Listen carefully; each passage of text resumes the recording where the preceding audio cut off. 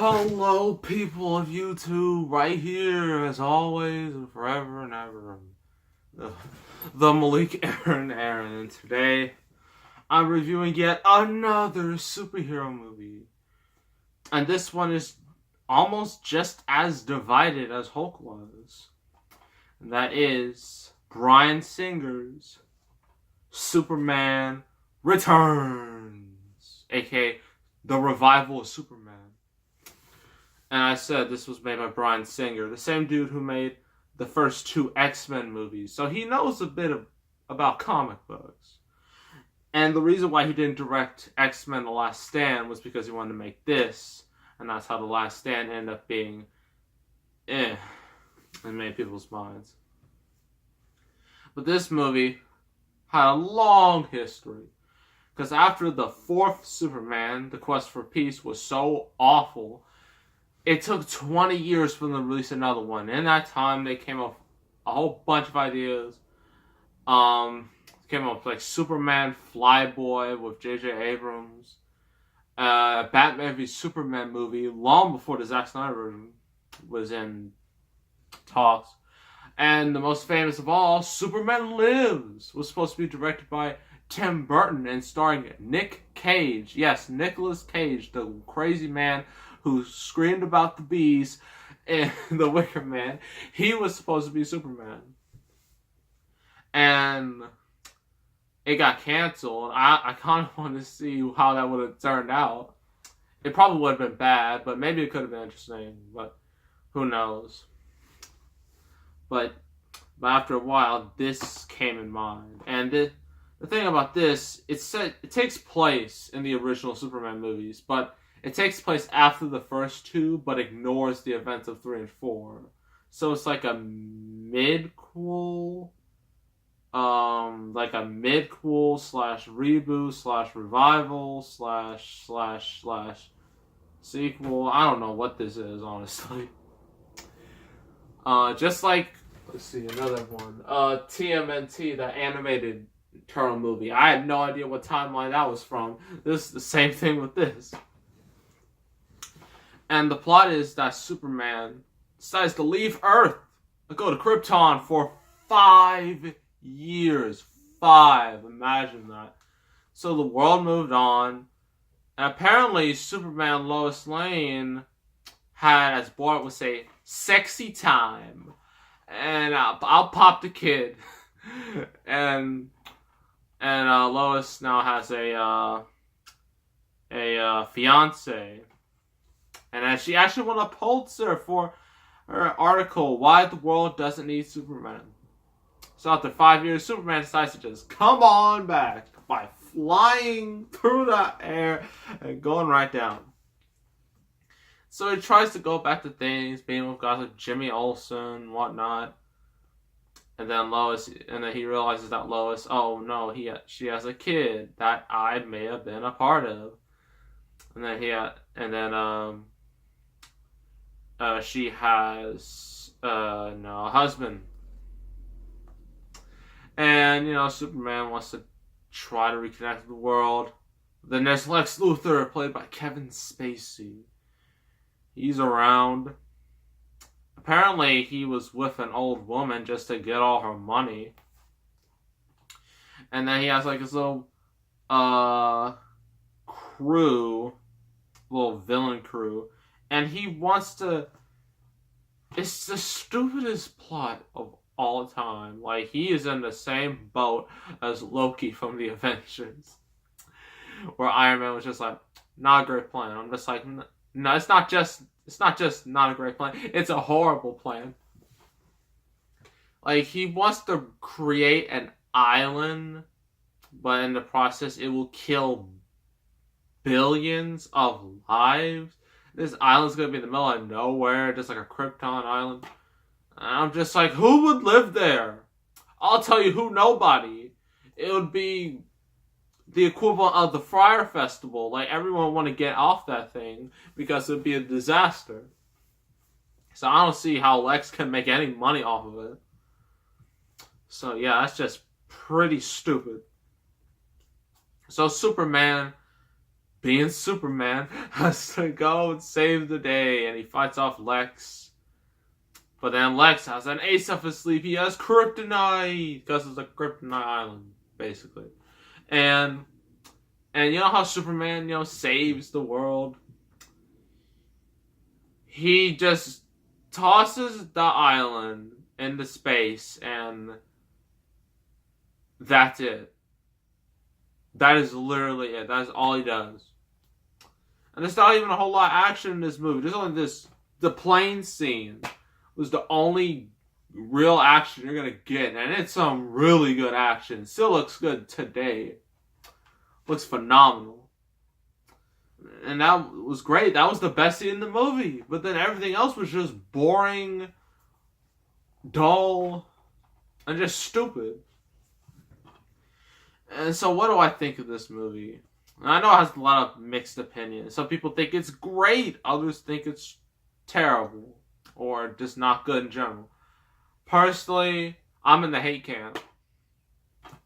Because there are just so many problems with this that it's going to be hard to list them all. And first of all, let's start with the first thing. Lack of action. There's no action. There's the plane scene, and that's it. That's all you're going to get. And you want to know, and I'm pretty sure people pay to see a Superman movie to see action. I mean, unless, let's see, are there any comparisons I can use? What? Well, I mean, people did pay to see Hulk 2, so, and that had about the same-ish result.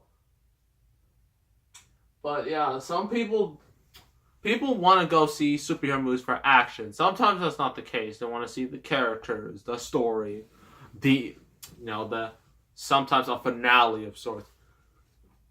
But they mainly want to see action, and this has none of it. It's just boring and dull. And yeah, just another problem. Most movies just, again, boring and dull. Like, it's just, when you watch it, you're just like this. You're just like, when will this end? Can we, come on, man, come on, speed it up. And that's what it feels like, honestly. It just feels like a bore fest, like a snore. And some people might not think that. They like the slower pace. But personally, I like faster pace. That's why I prefer Man of Steel over this any day of the week. And the characters. I mean, Brandon Routh as Superman. He's a fine Christopher Reeve lookalike. I mean, he does okay. But just like Superman in general, he's just boring. There's nothing to him. He doesn't have much personality. And that's why I'm just not a big fan of Superman in general. Then there's Kevin Spacey as Lex Luthor. He was fine. I actually liked him as Lex Luthor. Much better than Jesse Eisenberg. But his plan was so stupid that it kind of sours my opinion on him. James Marsden as Lois Lane's husband. He's pretty much useless. He's only there just for Clark to get mad. Jimmy Olsen's there because Superman. And last and certainly least, Lois Lane. Where do I begin with this character? Ugh. Now, for all of you Lois Lane fans out there, I know there are a good chunk of you out there. Please turn off the video right now because I'm going to go in a full-blown rant on Lois Lane and how much I hate her, at least in this movie. And also, well, she was pretty bad in Batman v Superman, but mainly this movie. So, Lois Lane. She is honestly one of the dumbest characters I've ever seen in any movie ever. Like, no joke. Like, I'm trying to think. Let's see. Who in here is just as bad, or at least close to bad as Lois Lane?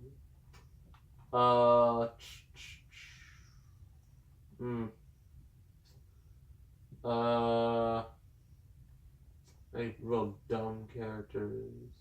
Oh, Jar Jar Binks. Well, he's not in this collection, but still, she makes Jar Jar Binks look like a genius. That's how dumb she is. First of all, she supposedly had this one night stand with Superman, right? And at first you're just like, nah, that's not true. But then how would you explain her kid throwing an entire piano that's like 3 to 4 times the size to like a goon just threw it on him? How do you explain that? You can't. It's easy. Like, that's Superman's kid. And for some reason, Lois Lane doesn't recognize this. Like, she had sex with him, and she still doesn't know he's Superman. Like, what? That is so mind-bogglingly stupid. It's unbelievable. And it's stupid in general that she has no idea that Clark Kent is Superman. It's pretty obvious. Well, I guess everyone else is stupid that they don't know, but Lois Lane is the dumbest because she slept with Superman and still doesn't know who he is. I mean, that's absurd. That's just beyond stupidity. Even worse, there's a scene where, she was typing an article and she's just like, how many F's are in catastrophic? And I'm just like, there are no F's in catastrophic. What is wrong with you? You won a Pulitzer winner for her article, and yet she doesn't know how to spell the word catastrophic. I mean, come on. That's just so dumb. It makes my brain explode. And then when she like goes on this little ship, which is where all the villain plot starts, she starts to bring her kid. I mean, come on now. Like, you decided to bring your kid on Lex Luthor's boat. I mean, that's just a great idea. And, she's just awful. She's awful, awful, awful character. And she's honestly worse in this than she was in Batman v Superman. And she's just so stupid. And, I'm sorry about that mega rant on Lois Lane. But other than that, that's pretty much it. They were supposed to make a sequel to this, but then that got canceled because everyone lost interest. And so Man of Steel was born. So I'm glad for that. So what do I think of this movie? It's not good. It's boring, slow. It has one really good scene, that action scene, and that's literally all. That's all you're gonna get. Superman was okay, but boring. Lex Luthor was okay, but his plan was so stupid. Lois Lane, you already know what I think of her. And this movie's just dull. I mean, I know Bryan Singer wanted to have his own little take on Superman. That's completely fine, but I just didn't like it personally. And I'm going to give this a 3.5 out of 10. I know some people might think that's incredibly low, but that's just my opinion. 3.5 out of 10. If you are a diehard, and I mean the diehard, like own all the merchandise, the movies, TV shows, video games, not all the games, because one of them was one of the worst things ever, but if you are the diehard Superman fan, you might appreciate this for what it tried to do. But I really wouldn't recommend it to anybody. So yeah, 3.5 out of 10. Yeah, that was Superman Returns, y'all. And now we're going to get to a match. It's going to be Booker T taking on Shawn Michaels. And if you've seen SummerSlam, you saw one of the most bizarre things I've ever seen. Shawn Michaels going out like Colonel Sanders. Like, I don't even know what to make of that. That was just so bizarre. But we're going to get... Sorry about that.